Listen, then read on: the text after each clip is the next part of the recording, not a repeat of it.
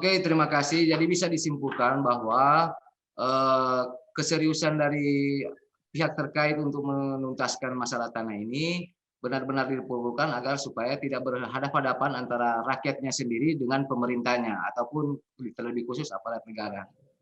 Mungkin bisa contoh kasus itu ada salah satu masalah tanah yang ada di Minahasa Utara ya dengan rakyat dan salah satu perusahaan tambang yang ada di sana itu sering sudah berhadap-hadapan, sudah alias ini rakyat versus aparat. Itu yang sempat terungkap tadi bahwa jangan sampai terjadi seperti itu. Mungkin ada masukan khusus bagi aparat penegak hukum dari Pak Tohar Palilingan, bagaimana supaya jangan sampai posisi kita itu berhadapan antara rakyat dan aparat hanya karena masalah tanah yang tersistematis dari pemodal sampai broker, oknum notaris dan aparat, PPAT, oknum lurah, camat dan lain sejenisnya itu bagaimana ini supaya kita bisa enak lah, supaya untuk urusan pertanahan kita rakyatnya senang, aparat juga tenang untuk mengurus, tidak ada konflik dan lain sejenisnya sehingga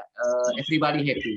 Supaya kita tidak gontok-gontokan di lapangan bagaimana untuk mensiasati ini karena ini sudah merupakan permasalahan menahun yang sudah sampai 2021 masih saja ada saja yang terjadi. Kira-kira bagaimana Pak? Terima kasih. Jadi sebenarnya Badan Pertanahan menyadari sepenuhnya bahwa dia sendiri nggak mampu.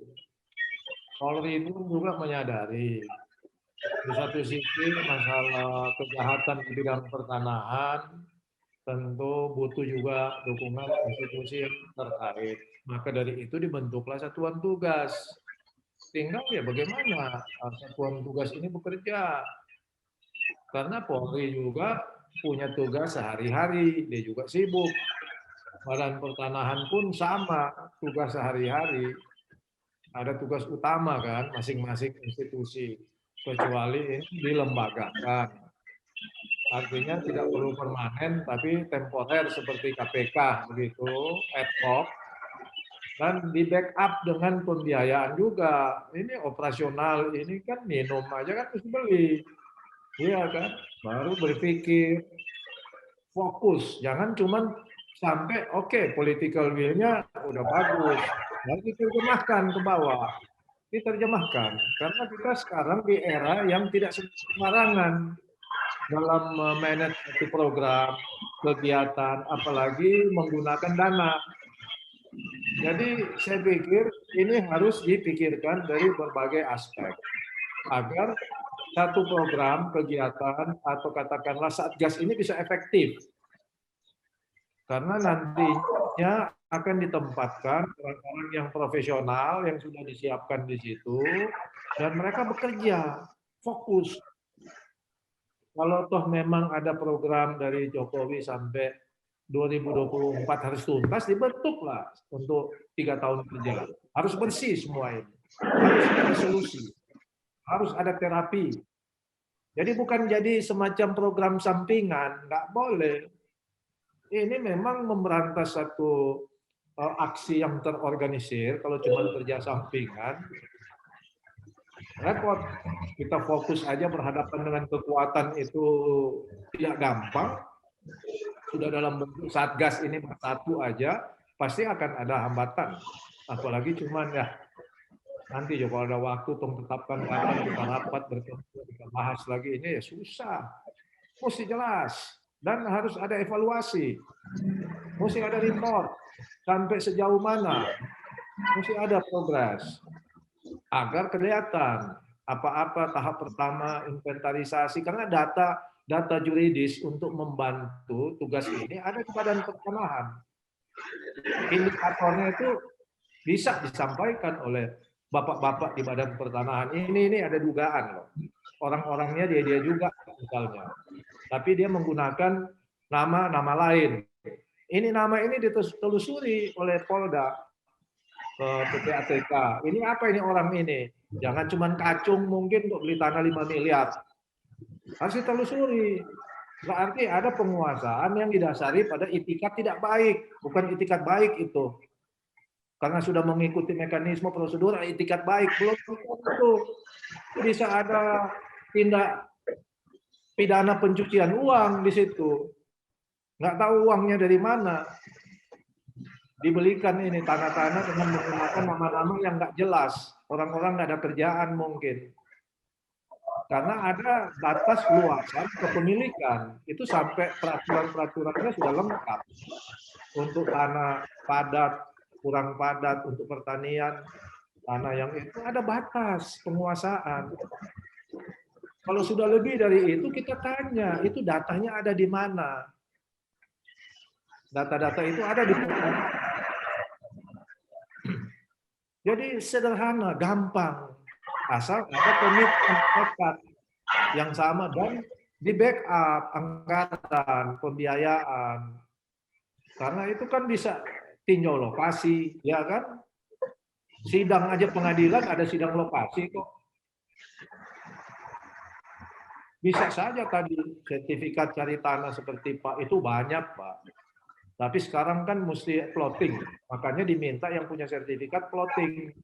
Karena sudah ada pemetaan bidang untuk tanah. Itu bagian dari program mengantisipasi kejahatan ini.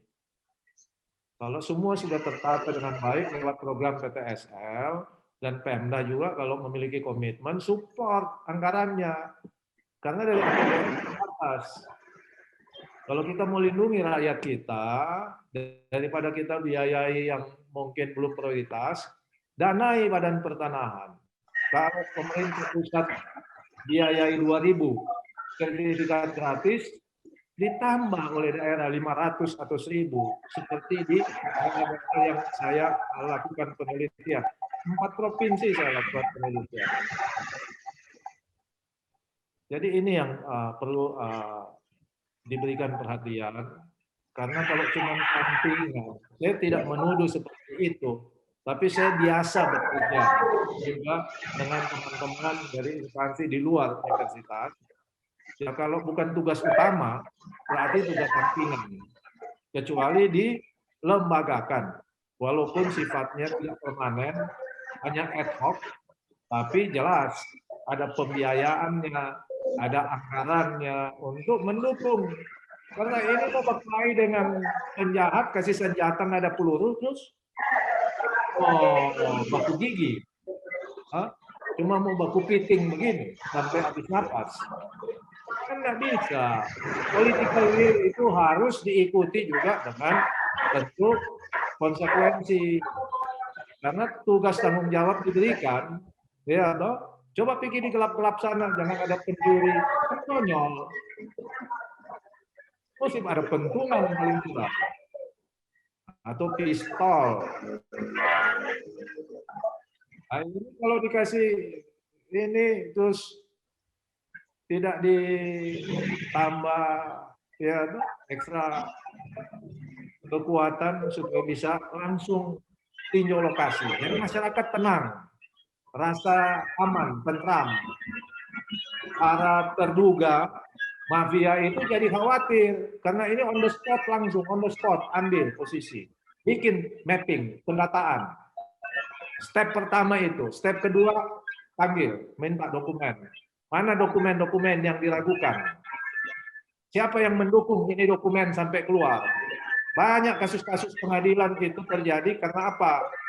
Ada dokumen-dokumen yang sengaja dikeluarkan agar tercipta perselisihan pertanahan. Nanti pengadilan yang putuskan, dan keputusan pengadilan itu dipakai sebagai salah satu bentuk penguasaan. Padahal nyambungnya juga enggak di situ. Tapi ini tren. Di Sulawesi Utara saya pernah datang orang konsultasi ke situ. Pak, ini ahli waris ada sekian. Tiba-tiba tanah kita sudah beralih karena sebagian ahli waris sudah dibayar. Jual beli ditandatangani, yang lain tidak. Katanya silakan gugat aja. Gugat dia kalah. Tidak diabaikan. Walaupun dia kalah, dengan posisi tawar ada di pihak pembeli karena menang di pengadilan, Ia melakukan pendekatan, terima aja ini uang daripada nggak dapat apa-apa. Itu sudah dihitung kalkulasi, dikasih juga wajar. Tapi sebenarnya untuk ke depan ini nilai akan berlipat kalau kawasan tersebut kawasan yang berpotensi akan dilakukan kegiatan yang tentunya berhubungan dengan kegiatan pembangunan. Nggak mungkin organisasi atau oknum-oknum yang terorganisir ini mau beli tanah yang penuh ular, cuman semak belukar. Ya enggak lah, pasti dibeli yang sudah masuk di perencanaan program kegiatan dari mungkin pemerintah atau kalangan swasta. Coba lihat setiap pembebasan, ada masalah. Ring Road 3 sekarang masih ada masalah, baru ada putusan yang sudah kekuatan hukum tetap. Ibu Koni itu diganggu. Saya kurang tahu dasar ganggunya pakai apa. Apa cuma secari kertas dan lain sebagainya, tapi pengadilan berproses. Sekalipun lama, kegiatan sudah bisa jalan. Dan ada konsinyasi ke pengadilan, siapa yang menang silakan ambil kalau proses penetapan harga sudah dilakukan. Tapi karena COVID masih tersendat banyak program infrastruktur yang pusing. Dan kita masih prioritas mengatasi menyangkut bagaimana penanganan atau pengendalian COVID-19. Jadi saya pikir sebenarnya mengatasi ini bukannya sulit. Karena keinginan politik sudah ada, tinggal di backup dan kalau perlu bentuk lembaga ad hoc sehingga mereka bisa lebih fokus dan bisa ya itu melaksanakan kegiatan-kegiatan yang sudah terprogram, yang sudah disiapkan. Saya pikir itu.